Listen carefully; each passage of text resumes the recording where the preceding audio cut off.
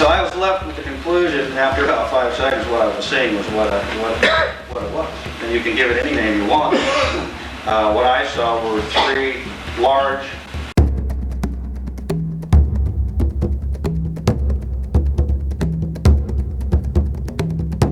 Please support this channel by subscribing and leaving comments.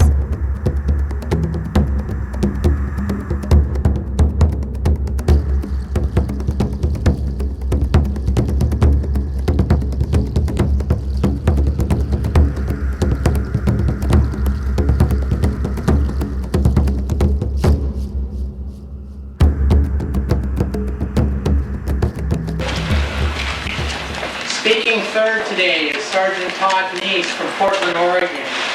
In May of '94, he was featured on Unsolved Mysteries, and also, I guess around the same time, the Encounters television program did some interviewing with him too. Interesting about his report, as I spoke with him on the phone last year, if I'm not mistaken, just prior to his sighting, I guess maybe one of the superiors had a sighting, apparently of the same thing. Same area. So he will enlighten us some more about what happened to him. Welcome, Todd Neiss.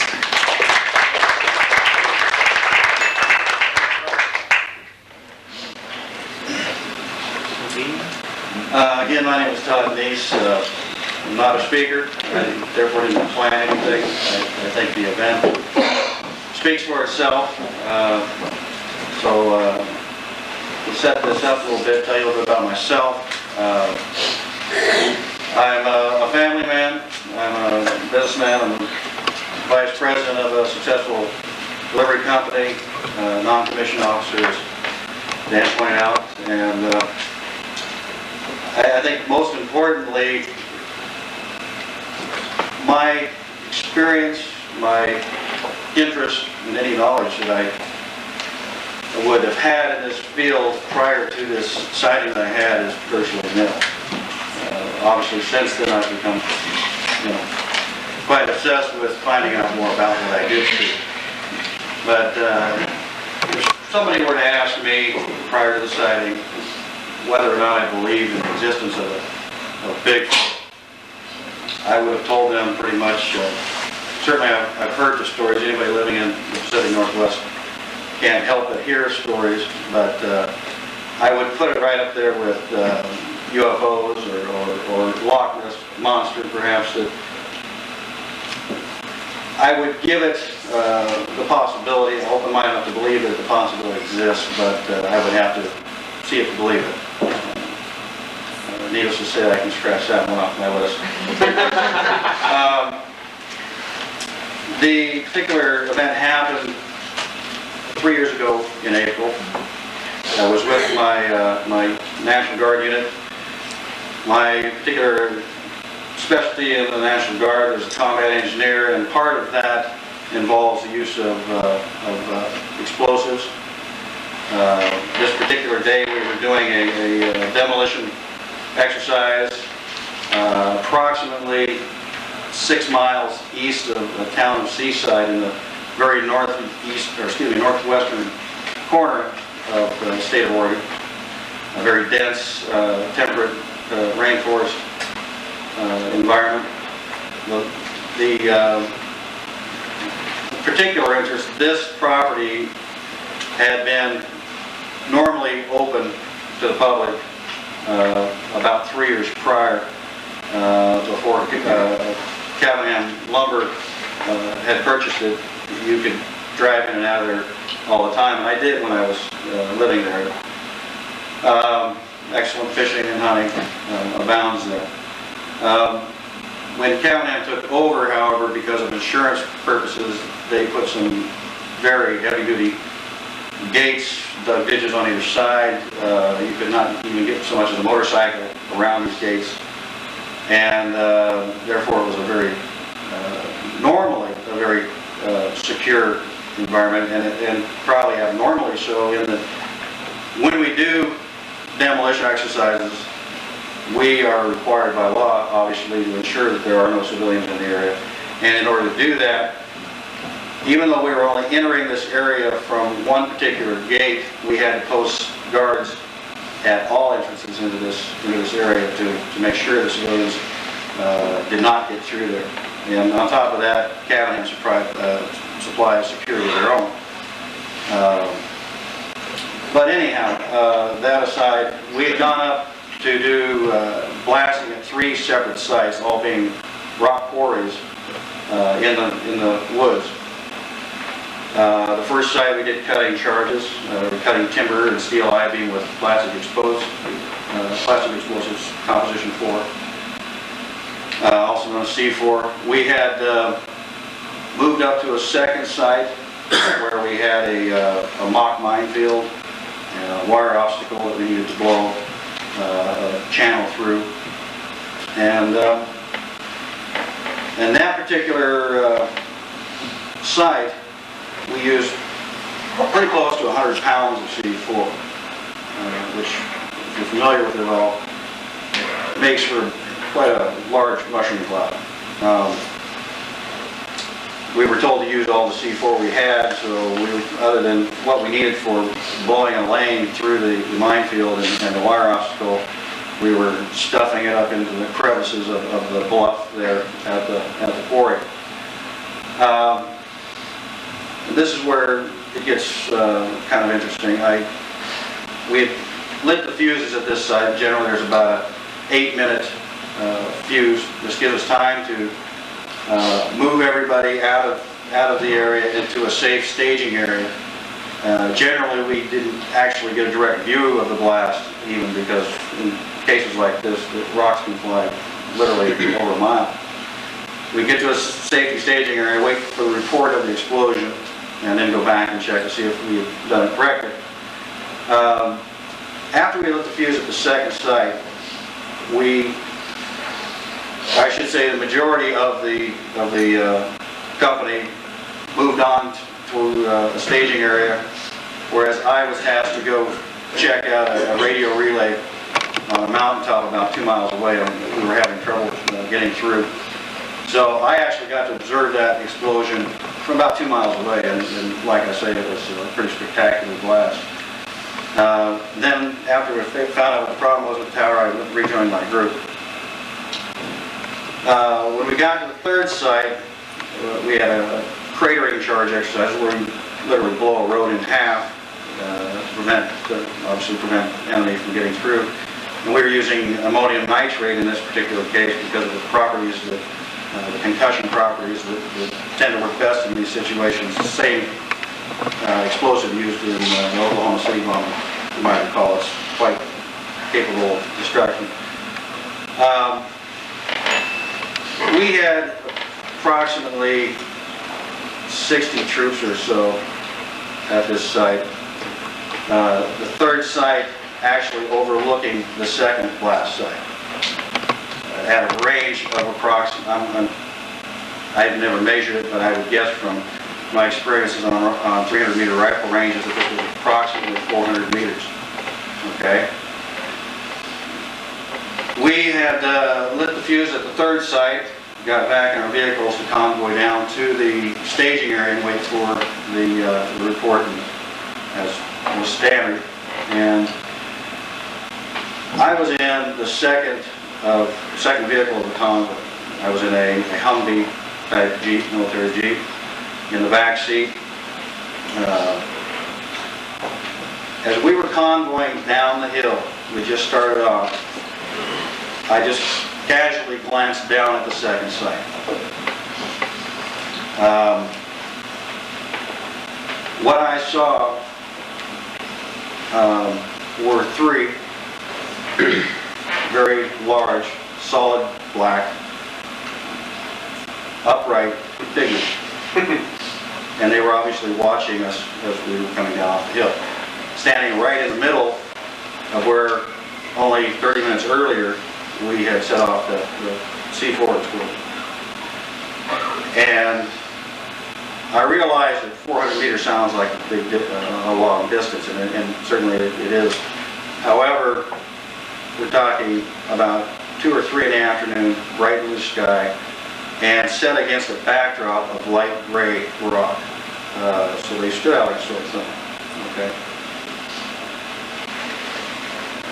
It's interesting to note the particular reactions that the doctor was talking about earlier, the range of reactions to a sighting, and I find it interesting because what I went through emotionally, in my mind, in very short order, was probably the gamut of what he was talking about. I've talked to other witnesses of other events and found similar experiences in that in the initial sighting, your mind tries to find another explanation for what you're seeing. I know in probably the first, now my sighting lasted about 25 to 30 seconds. So I got a pretty good window of view on these creatures. But in probably the first 5 seconds, I tried to, my mind really tried to justify what I was looking at. Instantly I thought maybe I got three telephone pole like trees, but it's right in the middle of the blast zone, and then I saw movement, and so I thought, okay, it's alive, whatever they are. So I thought, elk, no, they're jet black, elk aren't that color. It's bears, but then 3 bears standing upright side by side didn't work either, And so I was left with the conclusion after about 5 seconds what I was seeing was what it was. And you can give it any name you want. What I saw were 3 large, hair-covered creatures. To describe them, there was one in the middle that was a full head taller than the 2 that flanked it. Whether this was a family or not, you come to your own conclusions. The one in the middle seemed very stoic, did not really move. It sat there, just standing there looking up at us. The 2 on either side, however, were actually kind of swaying, I guess would be the word. They were shifting their weight from foot to foot, and I could see their arms swing. And I mean, that's what really cinched it for me as to what I was looking at. And I couldn't take my eyes off them, obviously. And it wasn't until, we're traveling once and all of a sudden bushes came in to block my view. And I hadn't said anything to the driver, or there's a driver as they call him, because I was just transfixed. I wanted to see as much as I could. And I turned back to them and I said, really just rhetorically, well, somebody's going to get a good view of the blast.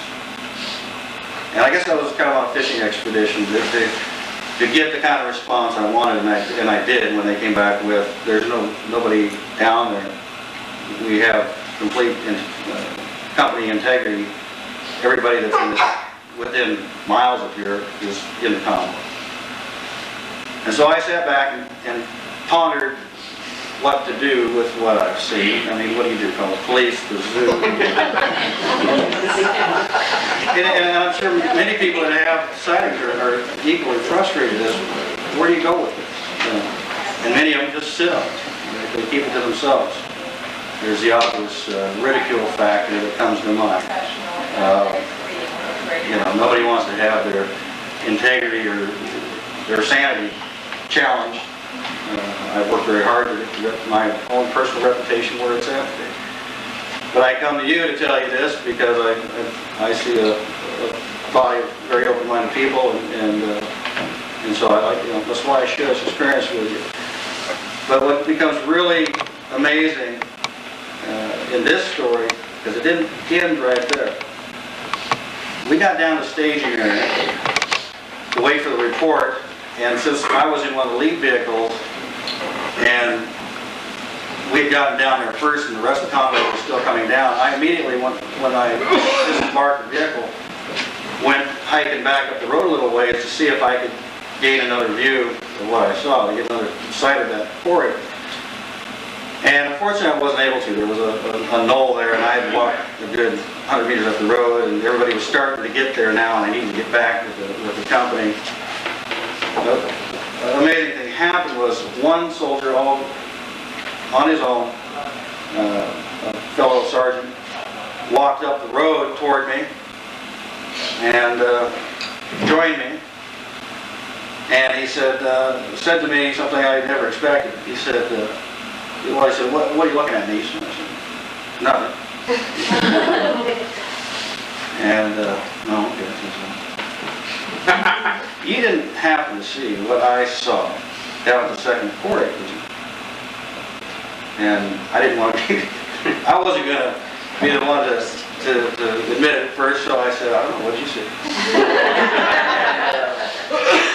Sergeant Martin was his name. He said, well, for lack of a better word, what I saw were three, the same number, big, hair-covered, upright creatures, for lack of a better word, big people.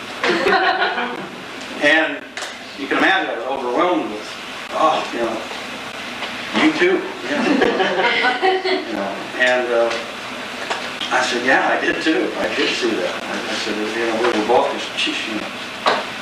It's like we saw the second coming, just like, wow, that's amazing. And so that validated it, you know, again, for me and him. Keep in mind, I hadn't worked with this person at all the entire day. He worked in a heavy equipment section that did some prep work.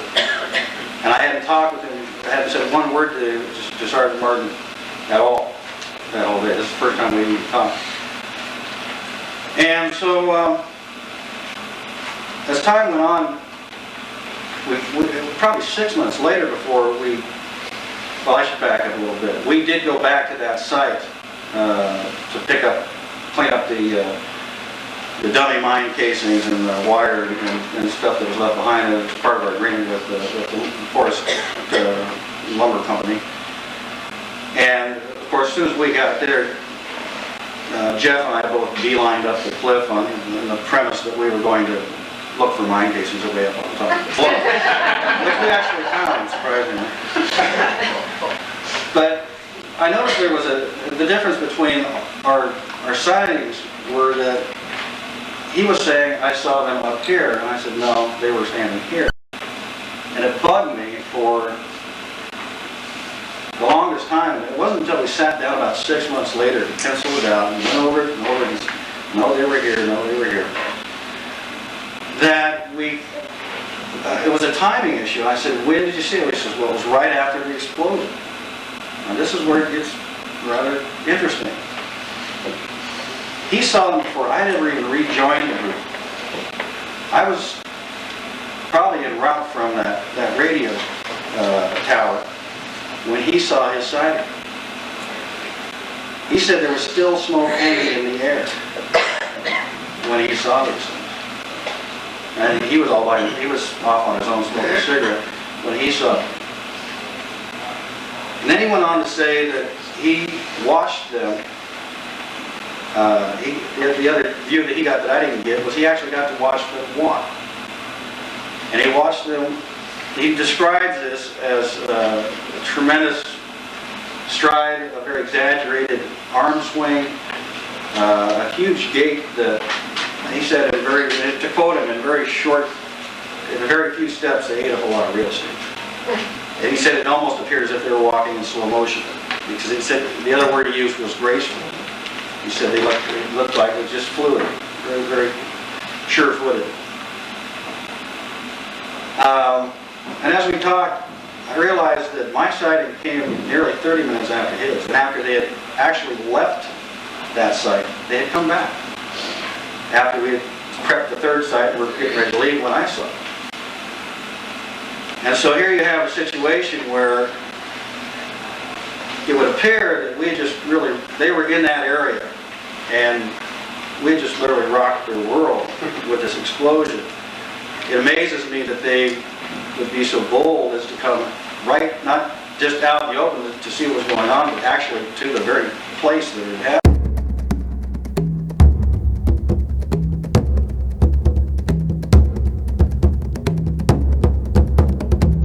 you're enjoying all this rare and unique content, please show your support by subscribing and leaving comments.